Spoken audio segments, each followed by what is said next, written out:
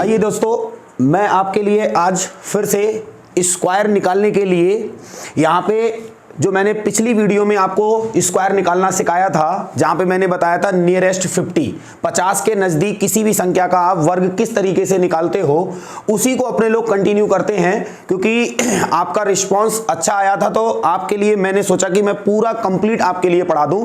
तो कुछ चीज़ें आपको पुरानी याद रखनी होंगी। जैसे मैंने उस दिन बताया था कि जो बेस है, इस बेस का मतलब आपको समझ में आना चाहिए कि बेस कितना ले रहे हो आप। बेस तुलना हमें हमेशा, चाहे कितनी भी बड़ी संख्या हो, तुलना हमें कितने से करनी है? 100 से करनी है। जैसे मैं कुछ रिमाइंड आपको कराऊं तो मैंने आपको उस दिन बताया था 50 के नियरेस्ट संख्याओं का, 50 के नजदीक संख्याओं का वर्ग किस तरीके से निकाला जाता है, वो मैं आपको रिमाइंड करा रहा हूं। जैसे मैंने आपसे कहा कि यहां पे मैं 46 का वर्ग जानना चाह रहा हूं आपसे कि 46 का वर्ग कितना होगा सेकंड के अंदर। देखिए ये टॉपिक बहुत ही इंपॉर्टेंट है और परीक्षाओं में क्वेश्चन इस पे बनने लगे हैं। मैं दिखाऊंगा कि आपको कैसे क्वेश्चन आते हैं। तो अभी आप फिलहाल देखिए, ये 50 से कितना कम है। पिछली वीडियो अगर आपने देखी होगी तो आपको ये तरीका समझ आया होगा। मैं केवल रिमाइंड करा रहा हूं। ये 50 से कितना कम है? आप कहोगे सर 4, तो तुरंत 4 का वर्ग आपको करना है। तो 4 का वर्ग आपको याद होगा 16। 16 में डबल डिजिट है, पूरा रखो 16।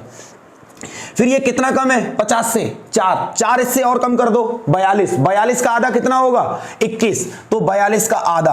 अब आधा क्यों किया? मैंने आपको उस दिन बताया था कि 50 जो है वो 100 का आधा होता है, इसीलिए मुझे इसको भी आधा करना होगा। क्या 46? 50 से 4 कम था, 4 इससे और कम करो, बचेगा 42। 42 का आधा करो 21, तो इसका मतलब 46 का जो स्क्वायर हो गया वो 21 16 हो गया। अगर मैं आपसे कहूं कि मुझे यहां से 57 का स्क्वायर चाहिए तो कैसे करोगे आप? देखो ध्यान से, ये 50 से कितना ज्यादा है? 7, तो 7 का स्क्वायर करोगे 49 तुरंत। अब 7 इसमें और जोड़ दो, तो 7 और जोड़ोगे तो कितना हो जाएगा? ये 64। 64 का हाफ कितना होगा? 32। 64 का आधा कितना होगा? 32। तो ये आपका क्या आ गया? आंसर आ गया। तो 57 का जो स्क्वायर होगा वो 3249 होगा। तो ये तो मैंने आपको रिमाइंड करा दी। अगर सपोज करो अब मैं आपसे कहूं कि मेरे को 97 का वर्ग चाहिए, 97 का वर्ग कैसे निकालोगे?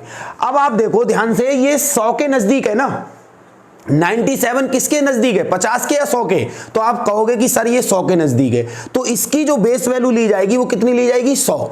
तो इसकी तुलना अब हम डायरेक्ट किससे करेंगे? 100 से करेंगे। तो आप बताओ ये 100 से कितना कम है? 3। तो 3 का तुरंत वर्ग करना है आपको। कितना लिखोगे? 0 9।